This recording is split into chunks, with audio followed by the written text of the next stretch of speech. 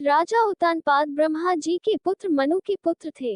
उनका विवाह एक बहुत ही सुंदर कन्या से हुआ था जिनका नाम सुनीति था। राजा अपनी पत्नी से बहुत प्रेम करते थे, लेकिन उन्हें कोई संतान नहीं थी, इसलिए रानी ने राजा को दूसरा विवाह करने कहा। राजा अपनी पत्नी से बहुत प्रेम करते थे, इसलिए उन्होंने मना कर दिया और कहा कि दूसरी पत्नी के आने से तुम्हारा स्थान कम हो जाएगा, जिस पर सुनीति ने कहा, मुझे आप पर विश्वास है, ऐसा नहीं होगा। राजा को सुनीति की हट माननी पड़ी और उन्होंने दूसरा विवाह कर लिया।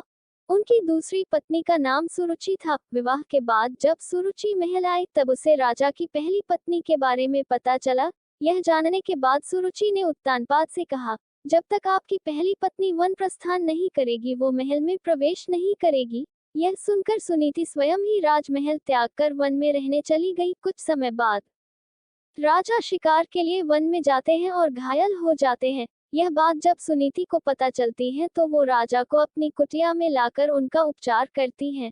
राजा कई दिनों तक अपनी पहली पत्नी के साथ रहते हैं। उस दौरान सुनीति गर्भवती हो जाती हैं और उन्हें पुत्र रत्न की प्राप्ति होती है, जिसका नाम ध्रुव रखा जाता है, जिसके बारे में राजा को ज्ञात नहीं रहता।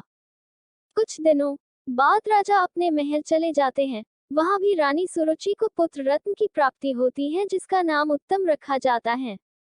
कुछ समय बाद राजा उत्तानपाद को ध्रुव के बारे में पता चलता है। वो रानी सुनीति को महल में आने का आग्रह करते हैं, लेकिन वो नहीं आती। ध्रुव को कभी कभी महल भेज दिया करती। यह सब देख रानी सुरुचि को ध्रुव से घृणा होने लगते हैं। एक दिन ध्रुव अपने पिता उत्तानपाद की गोद में बैठता है। यह देख रानी सुरुचि को क्रोध आ जाता है और वो उसे धक्का देकर अपशब्द कहती हैं और उसे छोड़ी हुई स्त्री का पुत्र कहकर अपमानित करती हैं। नन्हा ध्रुव कुटिया में आकर माँ को पूरा घटनाक्रम सुनाता है। तब माता सुनीति उसे समझाती है, बेटा अगर कोई बुरा कहे तो उसके बदले में उसे बुरा मत कहो, इससे तुम्हें ही हानि होगी। अगर तुम अपने पिता की गोद में सह सम्मान बैठना चाहते हो तो भगवान विष्णु की उपासना करो, वो जगत पिता है। अगर बैठना है तो उनकी गोद में बैठो। बालक ध्रुव के मन में यह बात बैठ जाती है और वह यही भाव लिए यमुना तट पर नहाने जाता है। वहां उसकी मनोदशा जानकर नारद मुनि आते हैं और वो ध्रुव को भगवान की भक्ति की विधि बताते हैं, जिसे जानने के बाद ध्रुव कठोर तपस्या में लीन हो जाता है।